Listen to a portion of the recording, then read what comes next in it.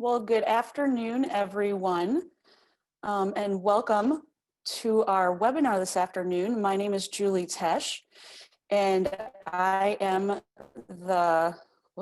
hold on here. Let me make sure that you can all see and hear me. My name is Julie Tesh, and I'm the president and CEO of the Center for Rural Policy and Development, and we're really happy to have you with us today. We're very excited. We have over 150 people registered for this webinar, learning about our latest research on workforce and how the rural workforce and how the pandemic is affecting that. So thank you for participating today. This is being recorded, so you will have the opportunity to watch this again on our YouTube channel. So I'm just going to jump right in and just tell you a little bit about ourselves here. And I know a lot of you know our organization now, which is great. We've been on a 2-year journey of trying to get our research and our work out there, but we were created in 1997 as a group to come together and do research specifically about rural Minnesota. And I think we've done a very good job of that. We are nonpartisan and nonprofit organization. Our research is used to provide decision makers with information to make good policy for rural Minnesota. We do have a board of 19 members and 3 staff members. To kind of synthesize and go down on figure out what we do more is we take those complicated and complex issues and present them in ways that give them meaning and relevance. So we take that research that might be really big and hard to think of, and we condense it down. We make it into bite-sized pieces so that decision makers, whether they're legislators, city council people, county commissioners, that they can use it. Our research is not designed to determine public policy, but to inform public policy. So we are often informing our legislators on what we're finding. Want to mention our great staff. We are small but mighty. Kelly Ash, who you'll be hearing from today, Marnie Werner, and myself. Like I said, we're a small shop, but we do mighty things. Want to also go over our research agenda. I get many questions on how we determine what we research every year. And what we do is we take 3 different things. We take staff input, we receive input from our research committee, and then also decision makers. We ask them what's going on in their areas in rural Minnesota, and we compile all of that and put that into an annual survey and send that out to thought leaders across the state. Last year, we had over 2,000 people that we sent this to. So it ranges from anything from transportation to childcare to mental health, but people rank that, and then that's how we determine what we can do. And since we are a small staff, we can only do about 4 to 6 of these per year.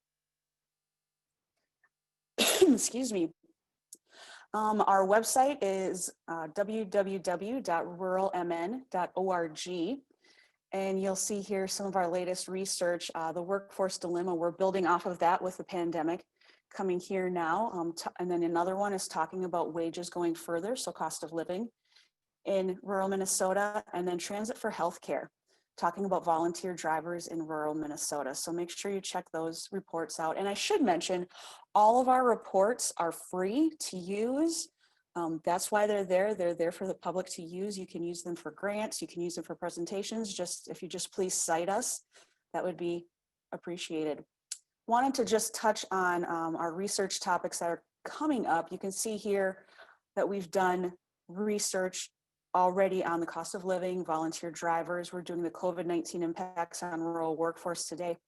In February, we will be coming out with a report on childcare in rural areas, so make sure to stay tuned for that.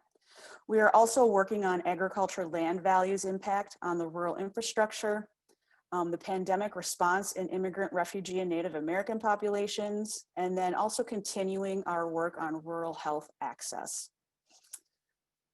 Also wanted to mention, every year we do a state of rural, and it's economic and demographic update. And when you go on our website at ruralmn.org, you're going to see a tab there that says state of rural, and then it also says Atlas. And you can go in there, especially in the Atlas, and you can fine tune to find out what percentages are in your county or in your town, in your region. So I encourage you to go and take a look at that. It really does help, like I said, fine tune on where you're living and what you're doing and the economic things there. Wanted to mention our podcast that I guess isn't so new anymore. We've been doing this for about a year now. This last week, we just released a great podcast talking about the pandemic's impact on the rural workforce, kind of what you're hearing today, but from some different vantage points. We've also had a podcast with a legislative preview talking with Greater Minnesota Partnership, Artists on Main Street. We have a whole bunch of different ideas for podcasts. So if you have an idea, please let me know. We're looking to share stories. We're going to be diving into more policy here during legislative session, but the name of our podcast is The Center of Everywhere. And some people ask, where did you get that name from? And it came from Marnie, our staff member, because we talk about how in rural, we live in the middle of nowhere, but in reality, we're in the center of everywhere. So that's what we call the podcast. We also have some videos. So if you go onto our website, again, there's a video tab that you can go to, and we have 5 or 6 videos. We'll be having a new one coming out here shortly as well, but they're just short 3 to 5 minute videos that break down policy issues into a small piece. So if you're looking for just something short to show members or show in committee meetings, that is a great thing to show. Of course, we're on social media. Here's where you can find us on Facebook, Twitter, LinkedIn, YouTube. Make sure to check us out there and like us. We are, of those, we're probably most active on Twitter. That's where you'll see us if we're presenting at different places. So make sure to check us out. Also, I'm assuming that most of you are hopefully signed up for our e-newsletter because you received an invite to this webinar today. But if you're not, please make sure to go to our website again at ruralmn.org and make sure to sign up for our newsletter. We promise not to spam you. We will send you a newsletter once a month, and then we will also send you any webinar information that we have coming up or any special activities that we have. So joining us today, we're very excited to have Kelly Ash, our research associate with CRPD. He's been working on this report for quite some time, and I know he could work on it even longer, but you know, we have to get a report out. And then we also are happy to have Luke Greiner, and he is regional analyst for Southwest and Central Minnesota with DEED. Janelle Wald Kovar is executive director of Northwest Minnesota Private Industry Council, and Jinny Reitman is executive director of Workforce Development Incorporated in Southeast Minnesota. So we have a really nice, we're covering a lot of the state, and so we're really excited about that. And so what we're going to do is I'm going to hand this over to Kelly, and then he's going to go on and present his research and his findings, and then we're going to go into a panel discussion. So thank you all so much for being here today. I hope you find this enjoyable and find this information very helpful. Thank you. Thanks, Julie, and thanks everybody for joining me today. I really appreciate it. Julie, if you could give me a thumbs up that you can see the presentation and that it's being shared. All right, good.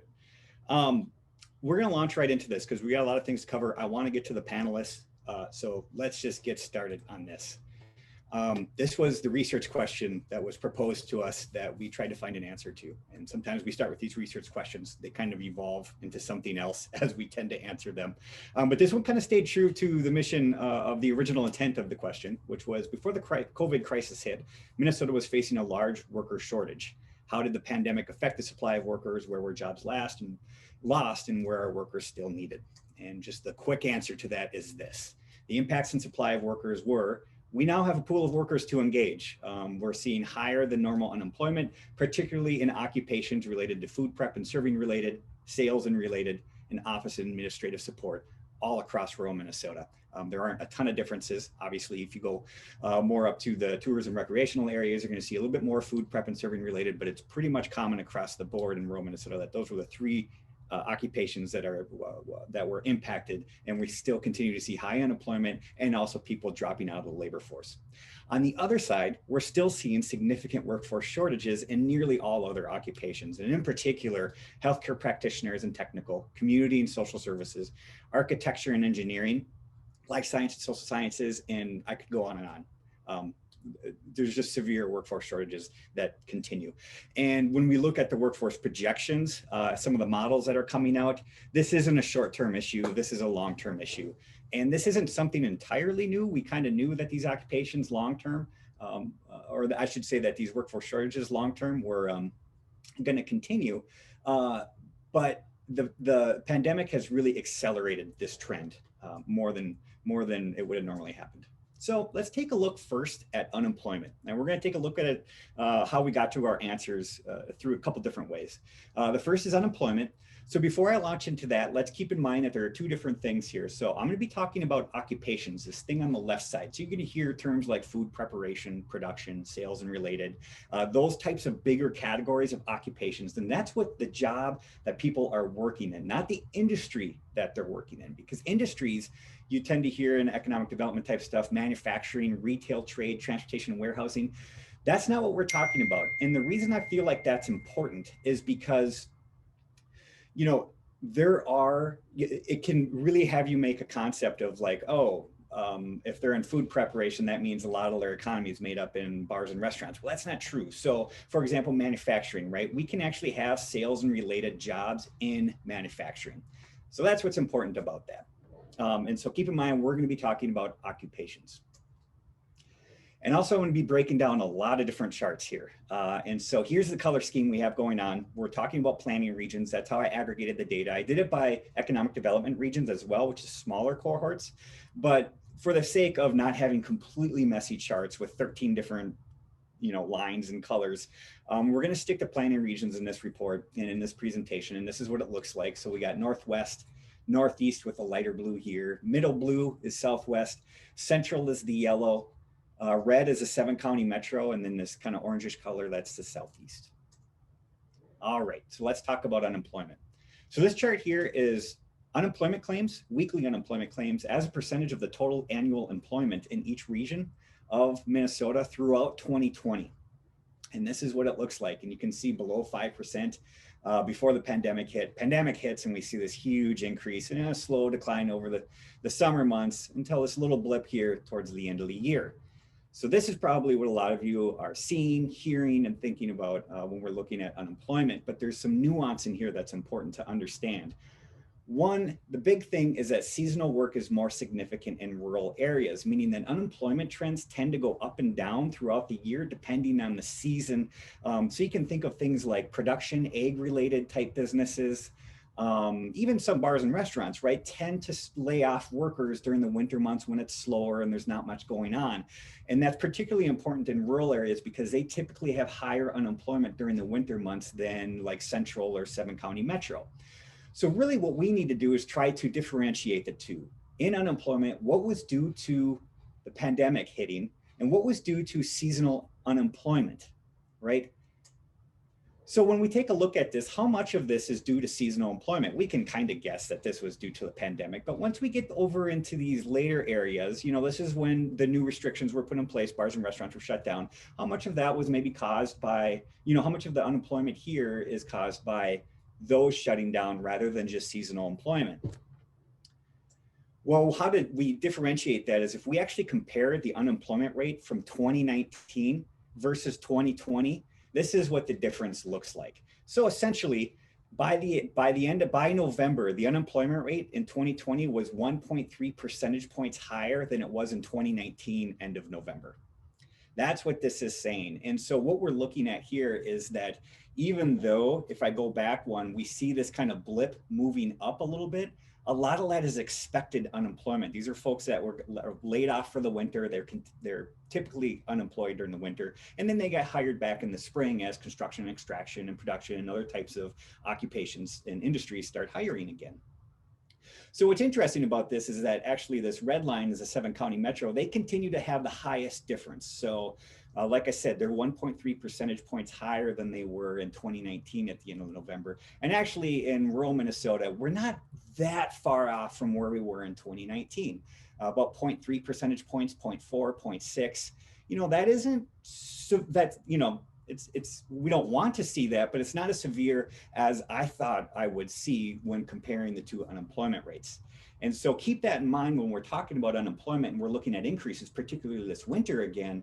It's not exactly related to the pandemic, but we kind of call it expected unemployment that typically happens in a year. So really we have two types of unemployment pools that we're looking at right now. This one on the left is the ones impacted by the pandemic. And when we looked at unemployment, we could actually break it down by occupation, and what we saw were significant differences in the trends in food prep and serving related, sales and related, office and admin support, and then healthcare support as well, which we saw quite a bit in the summer when hospitals and healthcare providers had to lay off some of their workers and other things were impacted, largely due to the pandemic. And then we have these occupations that are impacted by seasonal. This is construction and extraction, people working in production and in transportation and material moving. These are people that are unemployed, but they're not really pools of labor that we can really draw from because they're going to be unemployed this winter and then they're probably going to get hired back this spring. And that's just the way it goes. Pandemic's impacts on workers. So there's another piece to all this. And I just want to we have a couple questions in here. So will this be primarily related to unemployment topics? And Shannon, I know you asked a question too about whether we're going to be talking about healthcare. And this is really just looking at workforce. So it touches on the importance that healthcare practitioners and technical and the number of people we're going to need in the future to fill those jobs. But we're not going to dive too deep into just healthcare or healthcare access or anything like that. But thanks for the question. I do appreciate it. And regarding questions, if you have questions, go ahead and send them in the Q&A or in the chat. My colleague, Marnie Werner, is keeping an eye on it. She'll interrupt me if there's something that I can answer, or she may ask you to wait until we get to the panel because they may be able to answer your question a little bit better. So getting back to this, when we're talking about unemployment, there's also this other side of things, and that's participation in the labor force. And maybe you've heard about this a little bit lately. So the link between unemployment and labor force. This is something that people maybe don't quite understand.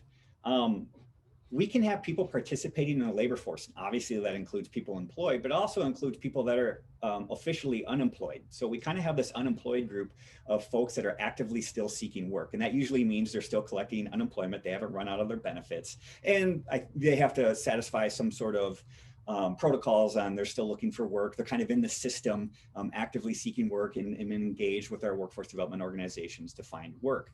But then there's unemployed folks that are just out of the system entirely. They just dropped out. They're not receiving unemployment benefits. They're not actively seeking work. We're out. We're not seeking employment. And that's called dropped out of the labor force. They were somewhere over here, either employed or unemployed, actively seeking work, and somehow they got put over here for various amounts of reasons. And so we attempted to measure this because unemployment rates don't account for this. So we may have dropping unemployment rates while at the same time decreasing participation rates. So even though unemployment is going down, that doesn't mean people found employment. It might be that people just said, you know what, I give up, I'm out. I'm not going to try.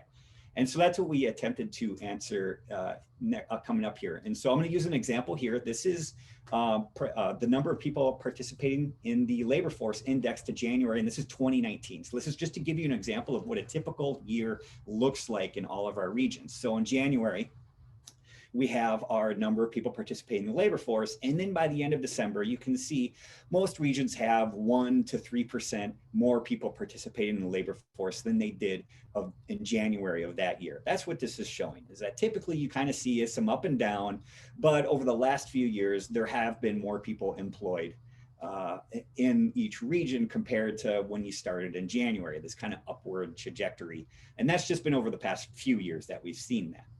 So let's compare this trend to what happened in 2020. So this 2019 chart on the left, that's what I just showed you, that chart where you kind of had an upward trajectory. This is 2020. So this is the index of the number of people participating in the labor force compared to what it was in January. So first, let's just start out and acknowledge that we have a lot of regions, and Northeast is the worst at they have about 4.6% less people participating in the workforce in November 2020 than they did in January 2020.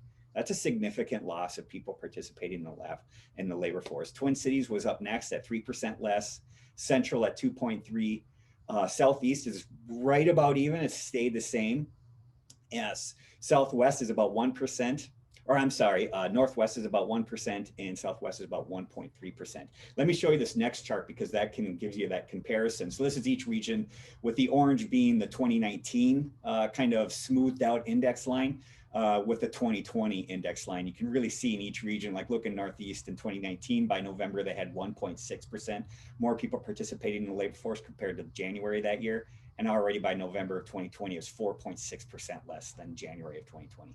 That's pretty significant. And so what this is really telling us is that people are dropping out of the labor force. And this is a very unique trend you just don't see this very often. Let's put it that way. So really what we have here is we have two sides of the impact. We have two pools of labor. So we have businesses that are getting hurt, particularly businesses that have occupations that are heavy in food prep and sales and that office and administrative support. Their sales or their businesses are down, so they're having to lay people off and bringing us some unemployment. But we also have this life impacts side of COVID-19 where we have people in childcare that people are choosing to either not seek employment, maybe they were on unemployment, they gave up or whatever, but their life has been impacted in such a way that they've made a choice to say, you know what, I'm not going to work right now. Due to me having to be home with my children, due to my fear of my safety for my family. I don't want to work in an occupation that has a lot of people interacting with each other. And in particular in rural areas, and I think this is a big reason in Northeast Minnesota, just from some of the people I've talked to up there, is that the rural areas have an older workforce. And if you're 50, 55, you're getting close to retirement and you're asked to come to work when there's a disease that's ravaging that particular age demographic, yeah, I'm probably going to make a choice to say, you know what, I'm just going to step out for a while, either take early retirement or just say I'm done for a while until this is done. So these are playing huge roles in rural Minnesota, and it's pretty unique. So there's this other piece now. So let's talk about jobs, right? So unemployment and jobs are usually pretty connected. So if we look at the Great Recession from 2008 to 2012, unemployment really went up as jobs went down. Like you kind of saw this general trajectory. People were unemployed because they couldn't find jobs. It's a little bit different now because there has been a loss of jobs, but there's also been a lot of jobs available, and we'll take a look at that, but people are just making the choice not to work right now too. And so this is a very unique situation. So just real quick about the jobs data, there's two different sources here. So the one I typically like to use is the job vacancy survey by Deed. And this is, kind of the gold standard for me as far as accuracy. It's a biannual survey of employers that go out and they estimate hiring demand and job vacancy characteristics by industry and occupation. It's really a fantastic data set. It's only twice a year though, and there's a little bit of a lag of when that data comes out in order to aggregate and have staff kind of do all that work that's needed to make it in a form that's usable. And so this I typically use, but this year was a lag. And in order to kind of figure out the pandemic's response, it's such a quick turnaround, I had to turn to a different data source as well. And that's called the National Labor Exchange. I know the workforce development organizations, you're probably pretty familiar with this. Deed was gracious enough to give me access to this data. And this data set, it's a national data set. Essentially, they have a statistical model or some sort of tool, like computer tool, that goes through all of these online databases and data sets and scrapes off all the job postings that are available and collects all the information about where they are. And they do this daily. Every day it's updated.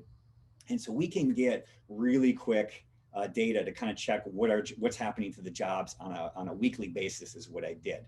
And so that's what's taking a look at this. My one thing I will say about the National Labor Exchange is that it likely underestimates the actual number of jobs that are available, particularly in our rural areas where you see a lot more employers, particularly small businesses, that still don't use maybe significant online strategies for job postings and things like that. So this is actually going to be a little bit of an underestimation of the jobs available. Now, I alluded to earlier in this presentation that we've had we've done a bunch of kind of job vacancy research looking at how big of a problem the workforce shortage is in greater Minnesota. And this kind of shows the job vacancy rate. And this is using that job vacancy survey. And you can see all of the regions in greater Minnesota are or I should explain, the job vacancy rate is the number of job postings as a percentage of jobs in each region. So if you can see this going back to 2005 and going through 2019, and you can see really nice, like kind of upward, we had the Great Recession here where it went down, and then this just really great increase. And anything honestly over 3% means there's a pretty significant need for workers. And you can see all of our regions are way above 3%. And in particular, greater Minnesota is above the 7-county metro as far as pressure to fill job vacancies. And again, our research shows that growing number of jobs were offering health benefits. The largest wage growth in job vacancy is actually occurring in rural Minnesota. And so that might be something that people don't understand, but that is a basic fact when looking at the data. So this actually looks at the 2019 job vacancy rate versus the September-November 2020 rate. So again, this is looking at that job vacancy survey data from 2019. And this is each planning region. So that's the orange. So in Northwest, they had a 5.2% job vacancy rate. And then I just took at September, October, and November, the number of job vacancies from that National Labor Exchange as a percentage of total jobs in the region. And you can see they're about 2 to 2.5 percentage points lower from that time frame, that September, October, November, compared to where they were in 2019. Now, someone might say, well, that's a pretty significant deficit. It is quite a bit lower, but it's still above 3%. This is still a healthy job vacancy rate for our regions. And I was actually pretty shocked. And keep in mind that the National Labor Exchange is likely underestimating the number of jobs that are available. So actually these numbers are lower than what they actually probably are. And so I guess when I took a look at this, I was rather surprised yet that they are still this high. And so I just thought that was really, really interesting.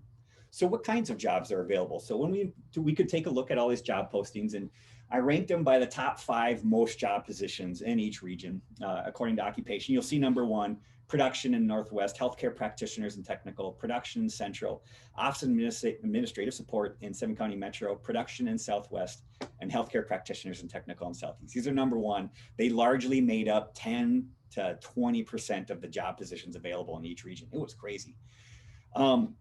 And then as we work our way down, you'll see production healthcare practitioners show up quite a bit. Healthcare support we have here, transportation, material moving, computer, mathematical. These are the types of things you're seeing. What's interesting, and for you of those that are paying attention, you might look at some of these others and say, well, wait a minute. This one here says food preparation and serving related. So you're saying that food preparation serving related has a lot of jobs available while also having really high unemployment? And yeah, that absolutely is the case.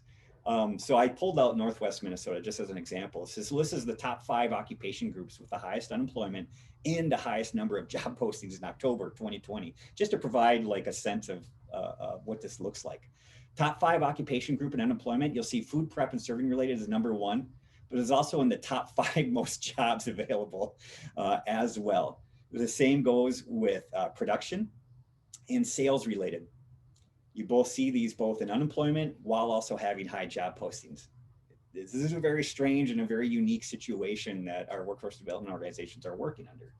And it's an interesting opportunity and what we call a problem. And so let's talk a little bit about that. So really what we want to try and figure out is where are the workforce shortages, because we have job postings, but then we have a bunch of people unemployed in those occupations that are hiring. So they may be okay yet. They may be able to fill. Where are the jobs or the occupations where they still need workers, where there aren't any people unemployed, that we need to shift people over to make that happen? And so that's what we're going to look at here next. And so on the left here, this is just a kind of example of what we're looking at. On this whole bar chart is the number of job postings in a specific occupation. So then we're going to subtract the number of unemployed in that same occupation, and then figure out, does it have a shortage or not? Are there job positions available, even if that occupation were to get everybody hired off of unemployment? This shows workforce shortages increases. So this is the number of occupations in each region. There's about 22 that I used occupations in the total thing. And this is through September through close to December. It was about the end of November. The number of occupation groups that were facing workforce shortages. So essentially they had more job postings than people unemployed in that occupation. And you can see in rural Minnesota, significant number of occupations were increasing as far as workforce shortages. There were 6 in the Twin Cities and 4 in Central. And I'm going to get to Central in a second, because for those of you that are looking at the Central numbers and being like, why does it continue to kind of underperform compared to other rural regions? Well, we'll talk about that in a little bit here. So we compared the top 5 occupation groups that had shortages versus the top 5 that had the most surplus. And this map shows each planning region comparing those two. And it becomes pretty clear, becomes clear pretty quickly that there's not so good alignment right now when we're looking at occupation. So I'm going to use Northwest again here. So the shortages exist in healthcare practitioners and the technical, and we actually included the median hourly income for these occupations: transportation and material moving, community and social services, architecture and engineering, and life, physical, and social sciences. These occupations were the top 5 most severe workforce shortages when we ran the numbers. For surplus, we saw construction and extraction. And again, remember, that's seasonal. So that was number 1 because it's the fall. And then second was food prep and related, sales and related. Those two definitely related to the pandemic. Buildings, grounds, cleaning and maintenance, largely seasonal. And education, training, and library. This one came up quite a bit, and that's kind of a mixture of both seasonal and probably due to the pandemic. But again, you can kind of see for these ones that got hit hard by the pandemic, there isn't a great alignment to then just say, well, you know, I guess I'll take on healthcare practitioners and technical, at least not without some pretty significant training, education, and things like that. And we see this throughout rural Minnesota. This is the common thread. This is what you're consistently seeing. So the opportunity and the problem. The opportunity for, particularly for workforce development organizations, and if you talk to them, they're kind of excited about this, is that there's a pool of labor to draw from. They haven't had this in years. The unemployment has been really, really low. They've been employing all kinds of strategies to try and attract workers to their region, trying to engage populations that haven't participated in the labor force at high rates, you know, really working hard to do this stuff. And all of a sudden they kind of have this pool of labor that they can kind of draw from now a little bit, unemployed, and then the individuals who are dropping out of the labor force. The problem is that they may lack skills for current opportunities. There may be some need for some significant retraining or some education. It doesn't say it can't happen, but that is kind of a barrier or a problem right now. These aren't easy access pools of labor for employers. So that's currently where we're at. So what does that mean for the future? And so we ran, we actually worked with Real-Time Talent. If any of you know them, they're a fantastic organization. They have access to data that we just don't have access to. And so they actually provided me some model numbers that were really helpful in kind of looking at the future. What does this mean as far as what we're seeing now? Is that going to continue? So I'm going to show you some charts and just a quick primer on what you're going to be looking at. Number 1, we're going to be looking at historical employment. So you're going to see one line that's just looking at what was the actual annual employment in each planning region from 2016 to 2020. So you'll get to see that trend. We're going to add another line, which is the baseline projections. So that's looking at what were the employment projections before the pandemic hit, because the pandemic then changes up the entire model. And so that's what those are. And that's looking from April 2020 to April 2025. And then we're going to show another line of what the models look like now that we ran them after the pandemic has hit, because that is going to have some industry ramifications moving forward. So I'm going to pick on Southwest here. So this is a Southwest employment. This is looking at the historical data, and this is looking at 2016 to 2020.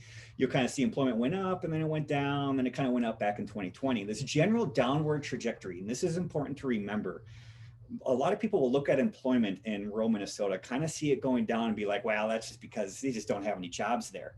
That isn't what this is. And that narrative has to stop. Employment does not count jobs that are available. It only counts jobs that are filled. And so this downward trajectory of employment is largely due to retirements, older populations leaving, out-migration of young people that aren't able to fill the jobs that are available. So they're just not able to fill the jobs that are available as fast as the people that are retiring from the jobs that exist. That's what that is. And so that's a really important thing to remember. So now let's add that baseline model. So this is what the projection in Southwest Minnesota was looking like before the pandemic hit. And you'll see, you know, this was the original line that we looked at here in this kind of purplish line here. it was going up, and then the projections show this kind of general decline. And again, this downward trend due mostly to lack of people. This isn't due to lack of jobs. That was the trajectory. Okay, let's add what we call the event-based model. So this is what the projections look like after the pandemic has hit. This dark blue line, we're having this huge decrease, an expected kind of recovery, and then kind of getting back to normal. So again, this downward trend mostly due to lack of people, but then there's this gap between what the model was before the pandemic and now that the model has hit. Why is there a gap? It's largely because the industry is mostly affected by the pandemic. So bars and restaurants and other types of industries like that are going to cease to exist, or they're not going to survive. And so there's just going to be, that gap is kind of just a loss of jobs available.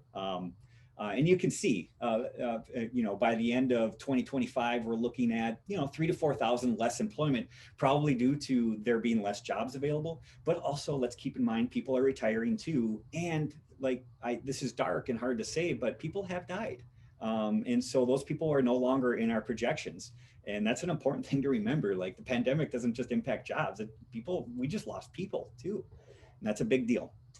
So this is what those charts look like for each planning region. And you can see the gap exists everywhere. And you can see in Central and the 7-county metro, those are areas where they're projected to see employment growth due to growing populations and things like that. But they also have gaps. And we're seeing these gaps across the board, pretty equally across the region, or across Minnesota. So we actually were able to analyze the occupations for these projections. And so we looked at what are the shortages and where are the surpluses, and they continue to not align. Essentially what we're seeing today is projected to continue into the future. So we're going to continue to see in rural Minnesota widespread workforce shortages in these kind of higher technical occupations, healthcare practitioners and technical, community and social services, management, architecture and engineering, business and financial operations, computer, mathematical, life, physical. These are just a few.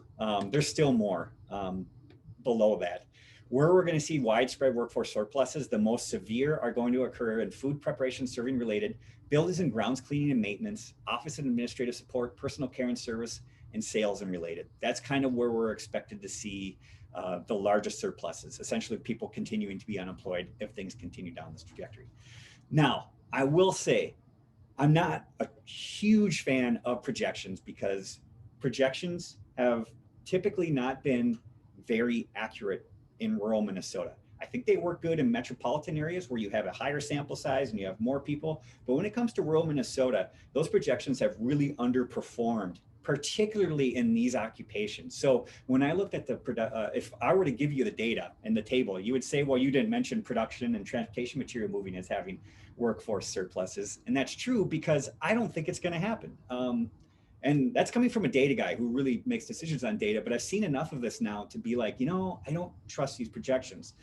Farming, fishing, and forestry production, transportation material moving for the last, I would say 5 to 10 years in each of our rural regions projections have shown that they were going to experience workforce surpluses in these occupations for the last 5 years, and that has not occurred.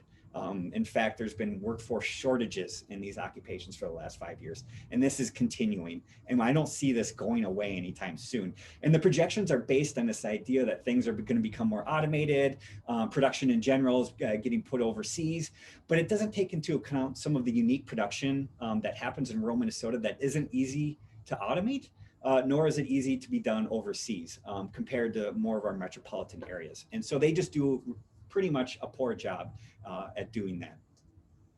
So if those projections are inaccurate, we're going to see even more workforce shortages in our rural regions. Real quickly, what's going on in central Minnesota? If anybody was paying attention, you're probably like, that's interesting. You have to keep in mind where those numbers come from. So unemployment numbers in central Minnesota, a significant amount of their workforce works in the 7-county metro. And so if you're unemployed from a business in the 7-county metro, it actually looks like it's unemployment in central Minnesota. So those unemployment numbers are higher because they've gotten laid off from a job that was in the 7-county metro, but they live in central Minnesota. While we look at the number of jobs available, well, those jobs available are in central Minnesota. So there's a little bit of a disconnect. And so it's hard to tease that out. And we have Luke Greiner on our panel today, and he can kind of talk about, a little bit more how the data doesn't quite align there. And that's important to remember. So if you're from Central Minnesota or curious about Central, don't fret. You're probably looking a lot more like Greater Minnesota when you really look at a little bit more detail. So the last thing I'll just talk about then is we kind of explained away the research question. We kind of figured out, all right, this is a pandemic, this is how it's affected. What does that mean for workforce development organizations? And so we interviewed a bunch of workforce development organizations in rural areas. One, to show like, hey, do these numbers kind of align with what you're seeing? And it was an emphatic yes. They're like, yes, this is what we're hearing, this is what we're seeing, this is what we're doing. And then we kind of wanted to know like, well, what are some of the barriers you're facing right now? Because this is a bit of a unique situation in rural Minnesota. These are the current challenges that kind of core themes that we've gathered through our interviews. The first was connecting workers to local services. So right now, our workforce development offices are closed or at minimum highly restricted. And so there isn't a lot of one-on-one contact. And it used to be that if somebody filed for unemployment claims, they would have to go to the local workforce development office and they would get to meet all the workforce development organizations, learn about opportunities and things like that. That isn't happening as much right now because it's harder. Everything is kind of virtual. There isn't that mandatory like, hey, one-to-one person kind of get to meet each other, get to know about the services, and that isn't happening. And so that's a little bit of a break and a barrier right there. Also, since everything has shifted to virtual, we're hearing a lot more about just workers that don't have great broadband or access to technology or technical literacy to really take advantage of any of the virtual programs that are happening. Another interesting issue is timing. So even though we're seeing, relatively high unemployment, particularly in rural Minnesota, and a high number of people that have just dropped out of the workforce development organizations feel like they're not seeing as many unemployed folks as they should see.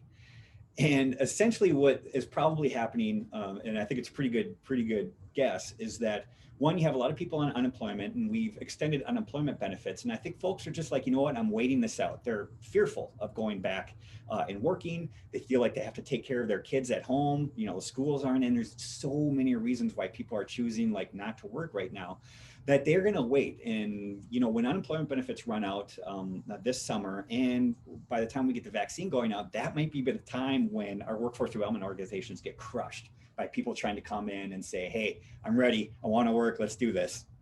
And so there's a bit of a timing issue that they're a little bit nervous about as well. The last thing I'll say is organizations are stretched thin. A lot of our workforce development organizations, they get state funding, but also federal funding. So the Workforce Improvement and Opportunity Act had a big push for our workforce development organizations to not only serve unemployed people, but also start making significant outreach to employers in their region and trying to make those connections better. Particularly over the last 5 to 10 years, that's been a real big push.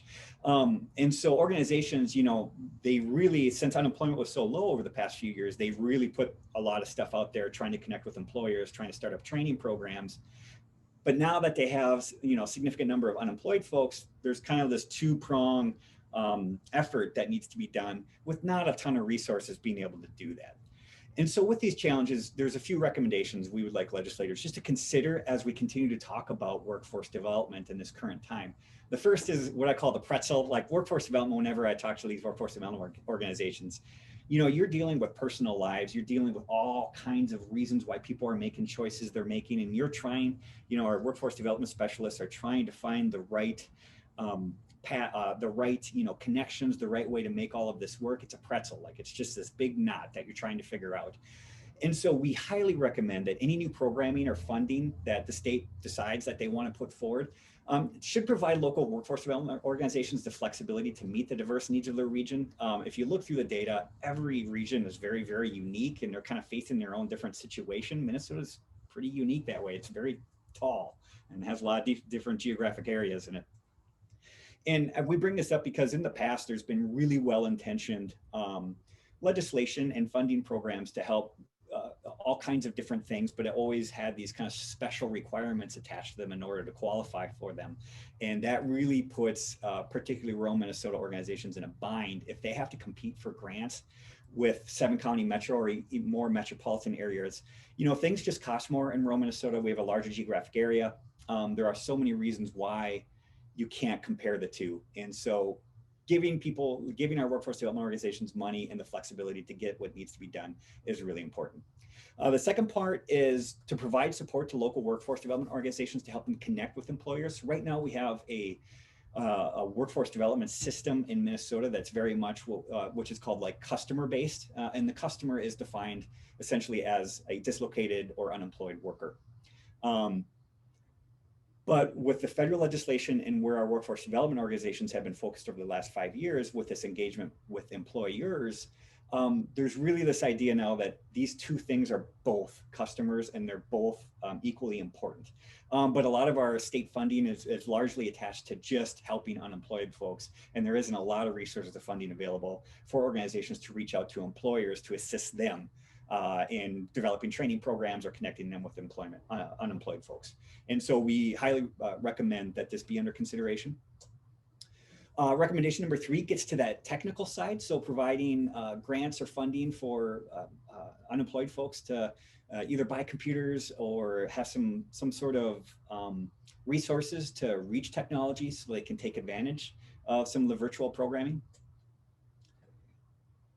And the last one, recommendation number 4, gets back at that orientation that is missing now. So for unemployed folks right now, if you file for unemployment, there's no requirement for you to have to show up to a local workforce development organization to get any sort of orientation about being unemployed and learning about what are some of the employment opportunities available to you. It's largely done through email and some virtual offices, and that really has lost the disconnect of people in these regions understanding that there is local organizations within their region that they can go to for assistance. And that isn't anybody's fault. That's just a problem of the times right now. And so that everybody agrees that DEED has done just a really amazing job at doing the best they can to reach out to everybody.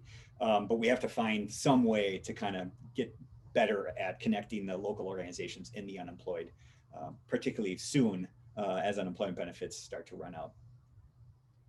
So with that, we're going to turn our attention to the panel because this is where the rubber meets the road. I can look at data, I can talk about overarching themes, but I think it's important to kind of get a better understanding of what these guys are seeing. And so I got 3 folks here. I got DEED regional analyst from DEED, Luke Greiner, who's kind of does a lot of work in this orangish region.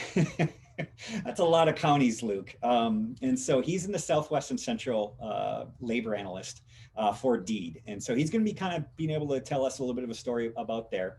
And then we have 2 workforce development boards representatives. So Janelle Wald Kovar, she is the Northwest Private Industry Council, which is up here in the Northwest region, very, very corner, kind of a manufacturing agricultural sector. Oops, sorry about that. And then we also have Jinny Reitman, which Jinny, I have to say, I didn't know how to pronounce your name the first time I met her. And she said, well, it's like the drink gin, and that just stuck. So for me, it's no problem anymore. I like gin, so that made sense to me. And she's from the Workforce Development Incorporated, which is the Workforce Development Board in Southeast Minnesota. And if you're wondering why all the workforce development boards have different names and structures, well, that's a whole nother research report that we could probably dive into, but we won't today because we want to get into some of the questions. So I'm going to start out, and I know we've been getting some questions, so I'm going to turn it over real quick. Marnie, is there anything I need to answer, or should we head right into the panelists? There were a couple of questions. They're maybe a little more specific, but I can give them to you right now and see how you guys want to respond to them. Yeah. The one was about when you were calculating the vacancies and the unemployment, but probably in particular the vacancies, did you do anything to factor in the impact in communities that are on state borders, say with the Dakotas, where there's a lot of competition? Right. No, I don't. And I wouldn't even know how to do that because I don't have, I'm not able to have addresses of people that live in like a Western or Southwestern border community that commutes to a job in North Dakota or South Dakota or Iowa. I don't have access to that data. Super interesting question, but I bet Janelle or even Jinny and I bet Luke could maybe expand on that in a bit here. So I'm gonna log that question. I'm gonna actually write it down and let's get to that a little bit, talking about impacts on border counties and border regions and what that kind of looks like. So I'm gonna write that down. We'll get to that. Okay. Any others, Marnie? Yeah, then there were a couple more. Any insight into why healthcare wasn't in the top 5 in central Minnesota? Top 5, I'm assuming job vacancies. Mm. And then the question about brain drain. The charts showing event-based surplus and shortages indicates shortages are mostly jobs that require post-high school education, which I think we noticed it was all very, architecture and Yeah. management and things. Is this a brain drain that's occurring and was it occurring prior to the pandemic? Yeah, that's an ongoing trend that's been going on for 10, 20 years. I would probably say, yeah, it's an outmigration of young people. But I mean, let's keep in mind, young people that graduate high school aren't architects and engineers. They have to go somewhere to be an architect and engineer and then come back. So I always take a little bit of umbrage, I would say, when somebody talks about the brain drain, because I haven't met too many 18-year-olds that have big brains or 20-year-olds that have big brains. No offense, but they're not the smartest or sharpest tools in the tool shed. So what we always kind of talk about is how do we get back our 25 to 30 to 35 to 40-year-olds who have some experience, are good upstanding citizens, aren't resource sucks like a lot of 18 to 20-year-olds are, and make them kind of, get them into these jobs. And I think that's what a lot of workforce development organizations are kind of thinking about a little bit more. And more employers are doing, I think you'll be talking about, doing their own in-house training for kids these age, right? Yeah.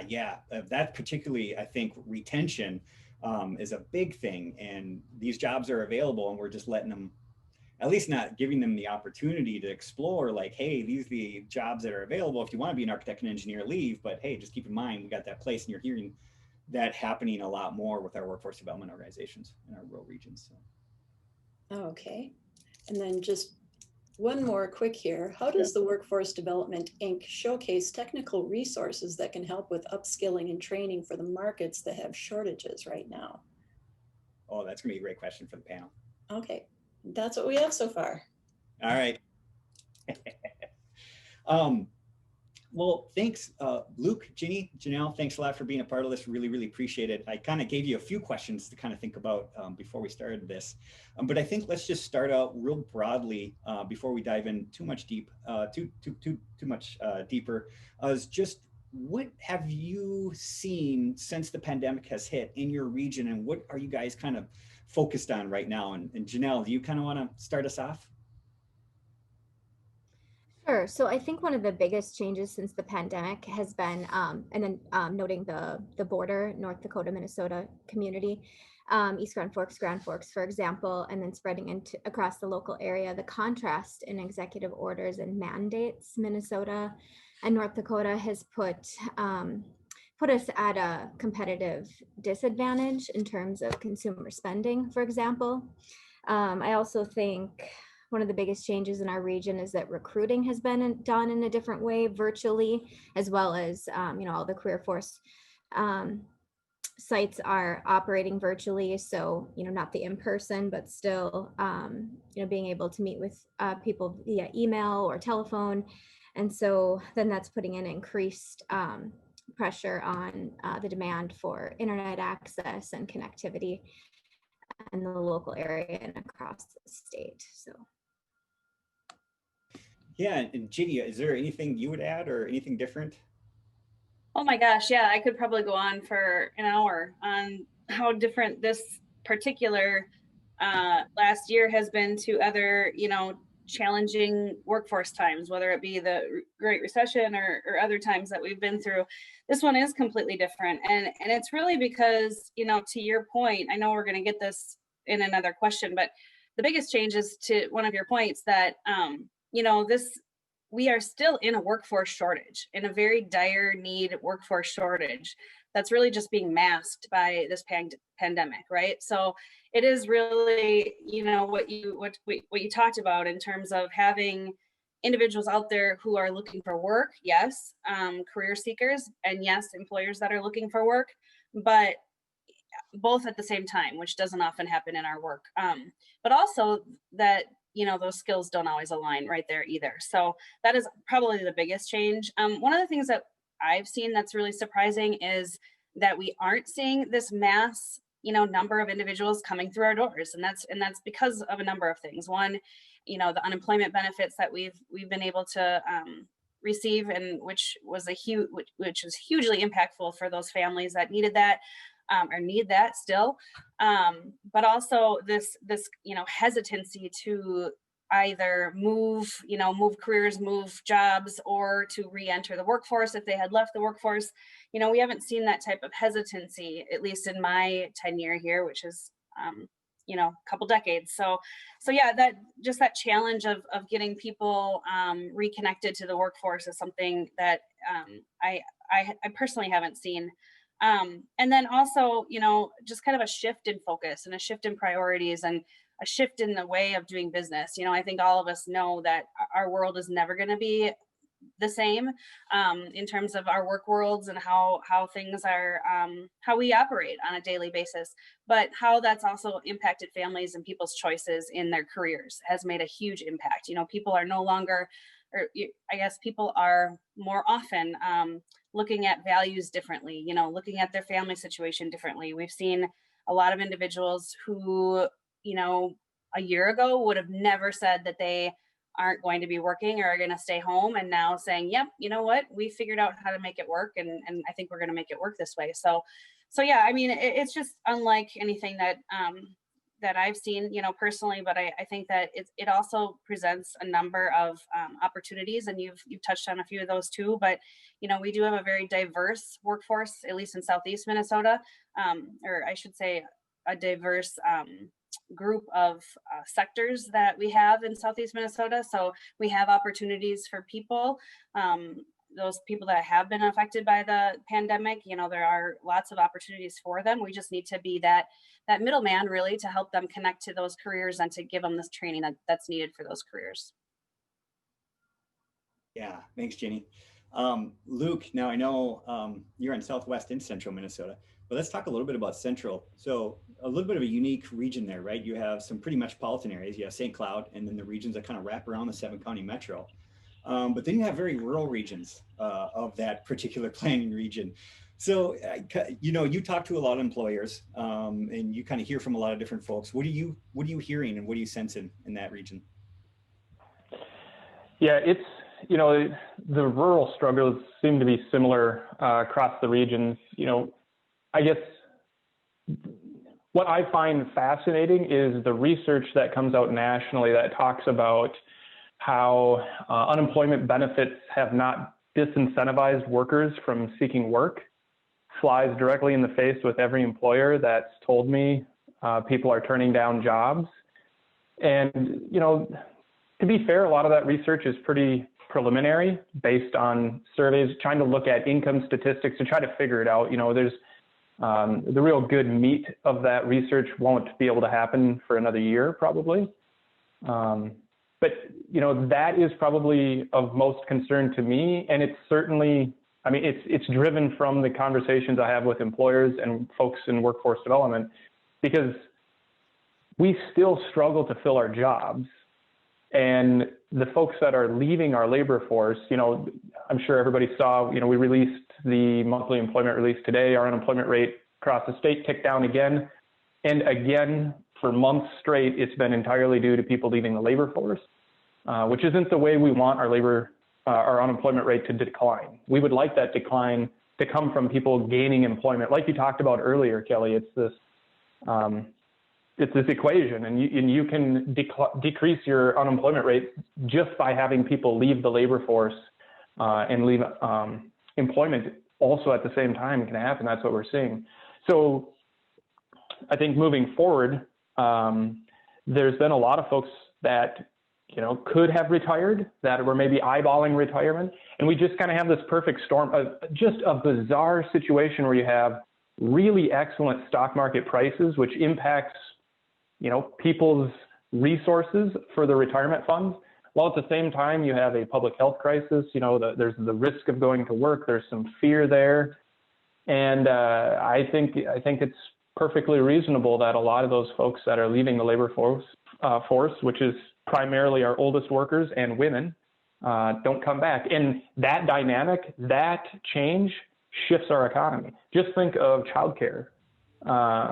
you've worked on it, I've worked on it. I think everybody on this call has probably thought about the issues surrounding childcare. But if those mothers and women that are taking care of their children that have left the labor force, right, primarily to care for children and aging adults, don't come back, what does that do to our childcare system? And what if they do, right? Because our childcare systems still need to operate with this really volatile flux in demand for them. Yeah. So, in central Minnesota, kind of just 30,000 foot view, fared pretty well.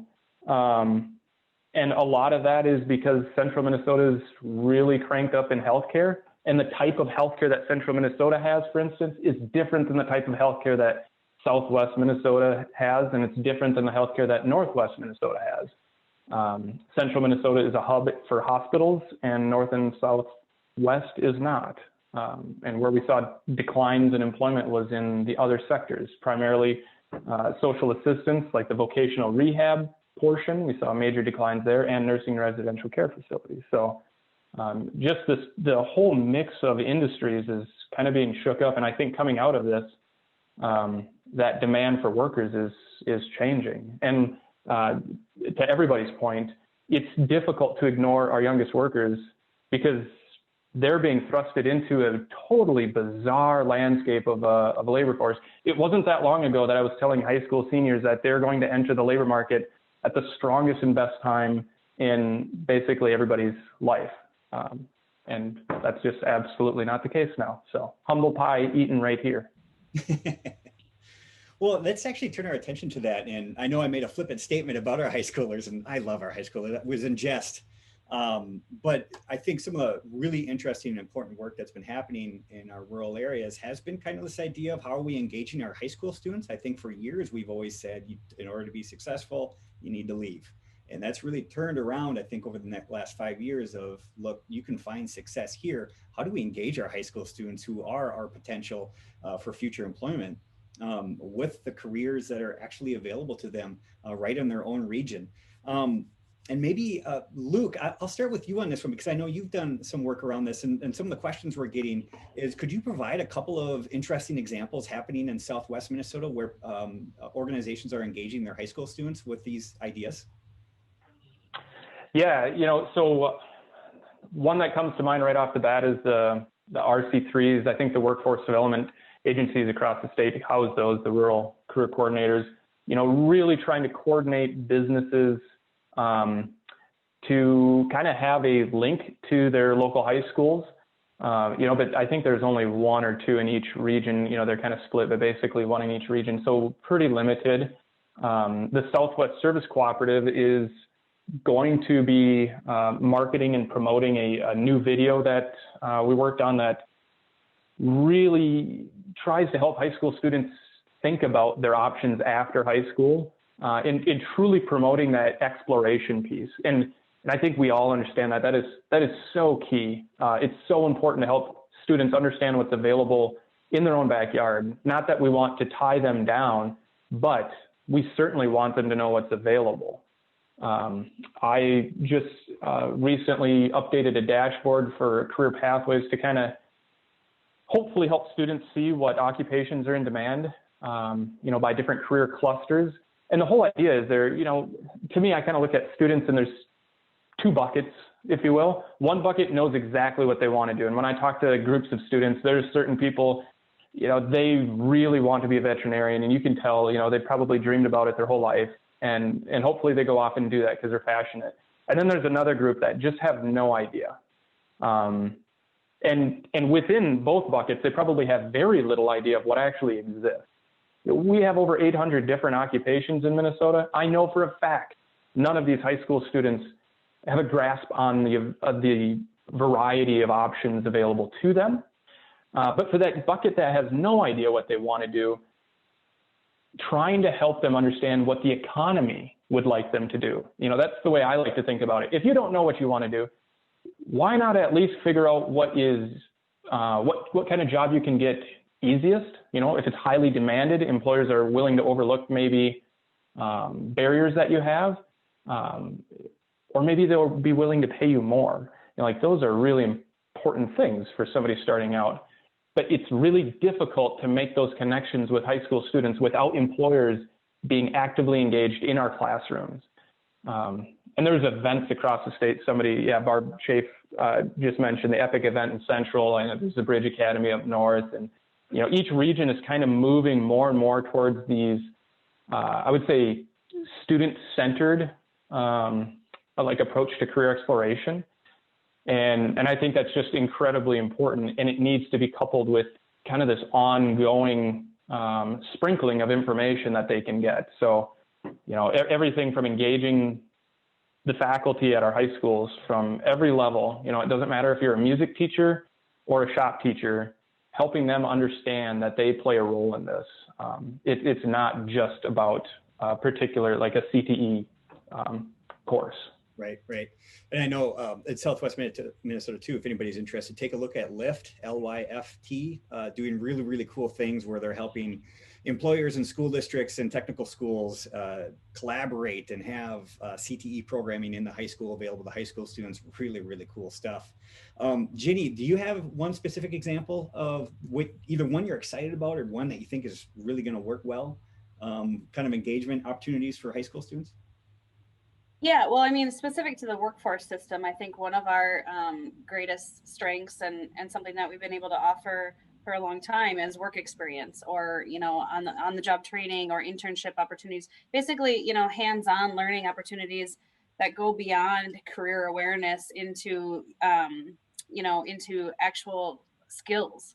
And showing young folks, you know, what's available out there, but then also giving them at least a little bit of a touch or a little bit of a taste on into what that career might look like. And so that's something that we, you know, that we can connect the employer and the student. And there's a number of different ways that that's happening around the state. You know, in some places I know that they, you know, there's specific programs through a high school. In other areas, it's more of a regional approach. We tend to have more of a regional approach to that work, but I think that that's, you know, that's the key to getting students interested in those careers. And then, you know, just that overall awareness of what's available in their region. I mean, I'm shocked at how many high school student conversations I have where they don't realize that the career that they might be looking for is actually in their area or in their region. It might be, you know, they might be looking for an IT career, but that IT career that they're looking for might be at a manufacturing plant, you know? So I think just that awareness of all the different job opportunities that are available, even if you're just seeing, you know, the big organizations in your region, you know, those different employment opportunities might still be available. So those are my Thanks, thoughts. Jinny. Janelle, I'm going to turn it to you, and let's change this question up just a little bit, because there is some conversations in the questions in the comments about this kind of idea of people recruitment. And I know that's something your board is starting to think about is, you know, how do we actually, instead of just promoting jobs, how do we promote our area as a great place to live? How do we kind of recruit households?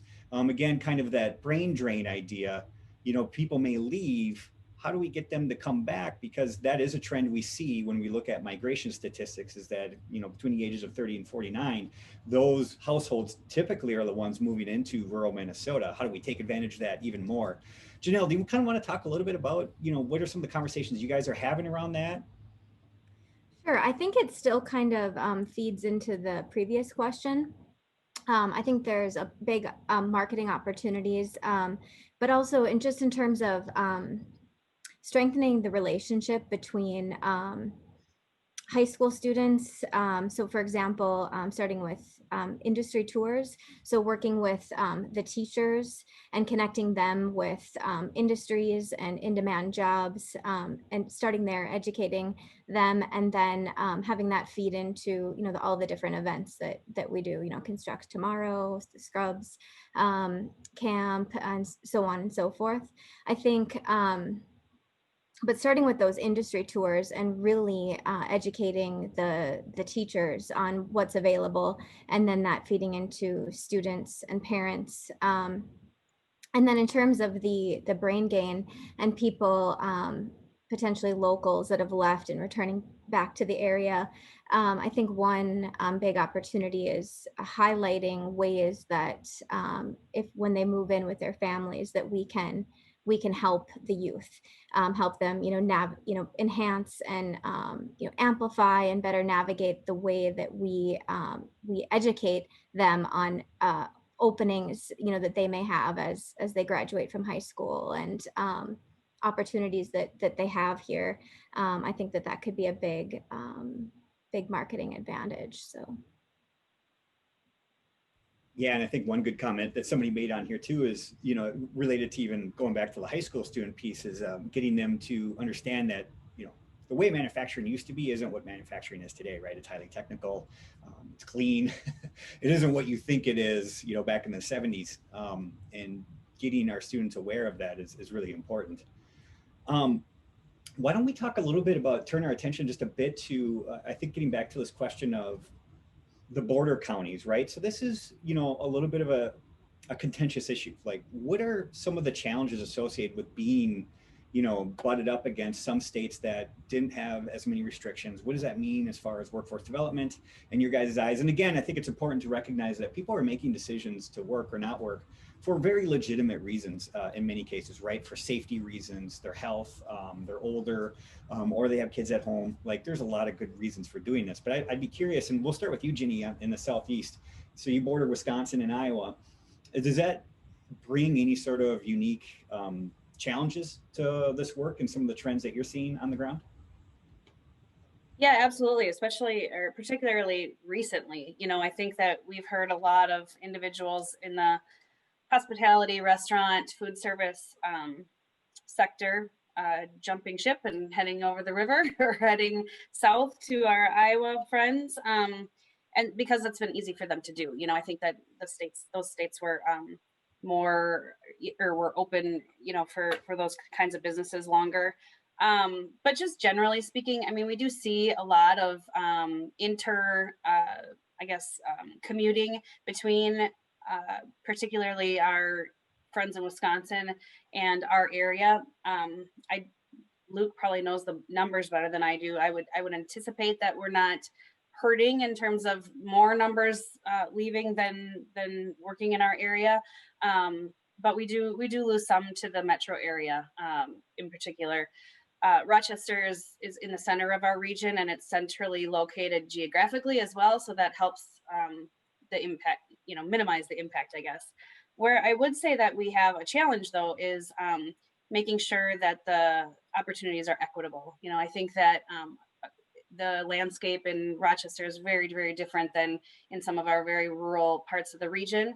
And, individuals leaving those rural parts of the region, or not leaving, but, commuting to other areas because of the salary and benefits difference is quite drastic in our area. And so that's one challenge that we deal with specifically in Southeast.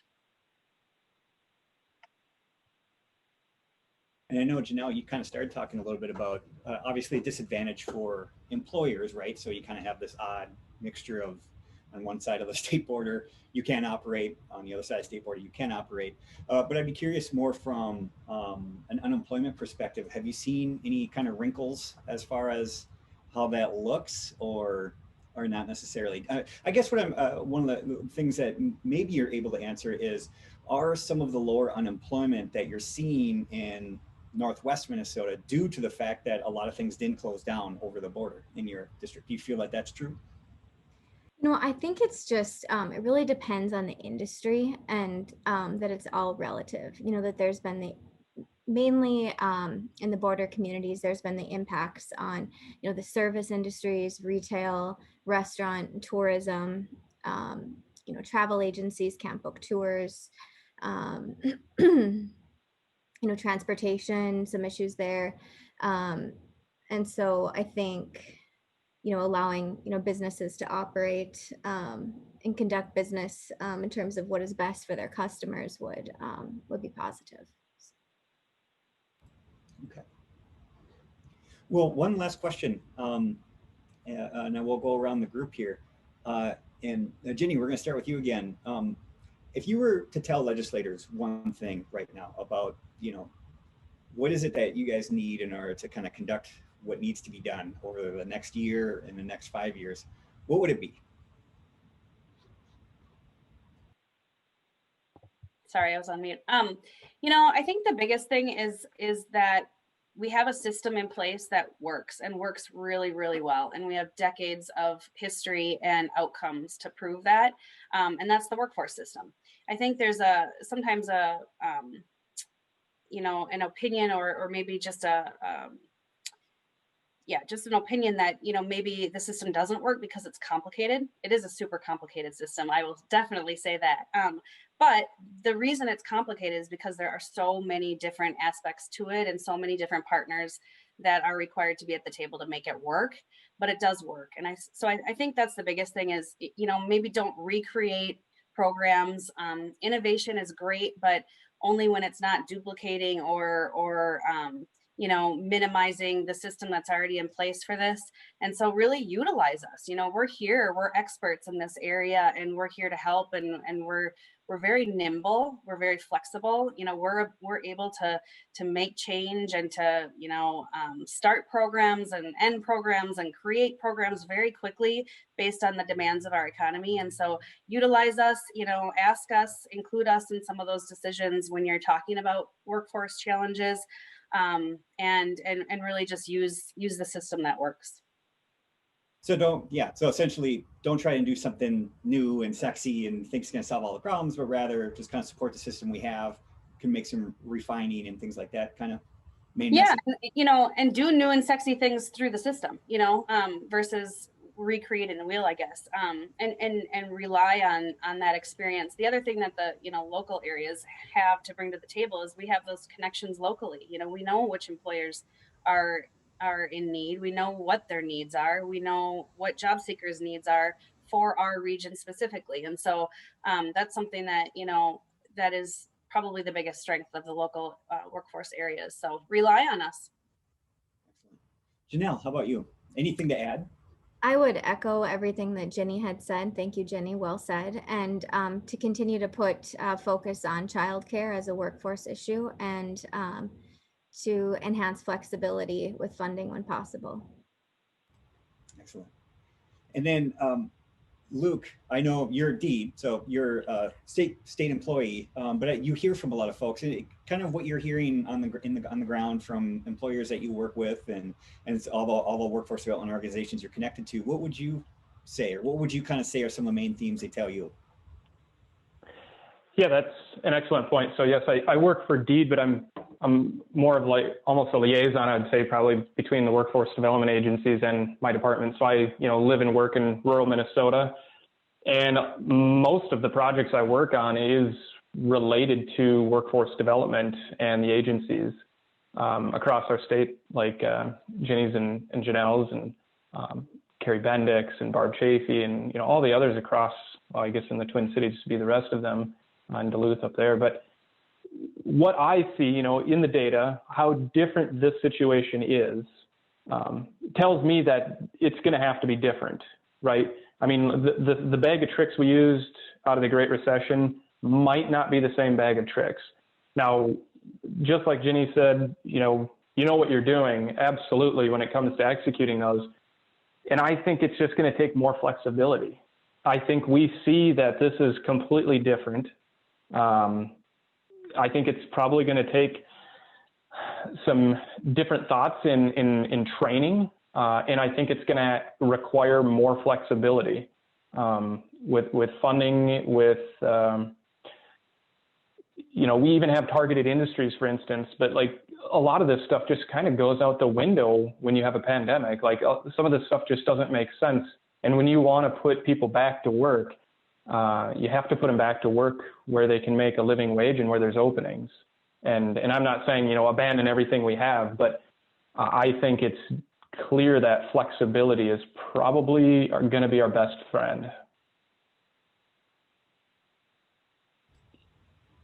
Yeah, and that was what I heard consistently too when I did the interviews was, let us do our work. Don't try to pin us down to doing certain things in a certain way. Just let it. We know what's going to happen. We know how to do this. And for the first time, you guys have a pool of individuals to draw from, which is really exciting. Even though it's hard right now, and a lot of unemployed folks are having a hard time. And I'm thankful that we have an unemployment system that keeps people supported and doing their things while we kind of figure this out and how we get them back engaged. So Jinny, Janelle, Luke, thanks so much for your time. I think we got through all the questions we wanted to get through. And with that, Julie, that's what we got. But Julie probably left. She's like, I'm out. I'm here. I haven't left. No way. Thank you guys so much. Gosh, so much information. I know that we could talk a lot more about this, but just thank you so much. I know especially legislators are happy to be getting this information because with the pandemic, it really does throw an interesting kink into the problems and things that we already have. And so the solutions are there. And I am happy to promote all of your work and everything that you all do. So thank you so much for everything. And for those of you that are still on the video, like I said before, we are recording this and the recording will be available on our YouTube channel. And also, Kelly, people have asked if the slide deck is going to be available. And I told them that that would be available as well. You'll be able to go under our research page with the pandemic and workforce study, and we'll have it right there that you can download. And again, all of our research reports are free to download and utilize. And we also have short one to 2 page briefs as well that you can use. So thank you very much again for everyone for attending. We will be doing another webinar in the middle of February on childcare in rural areas. So we hope that you can join us for that. Thanks everyone and have a great day.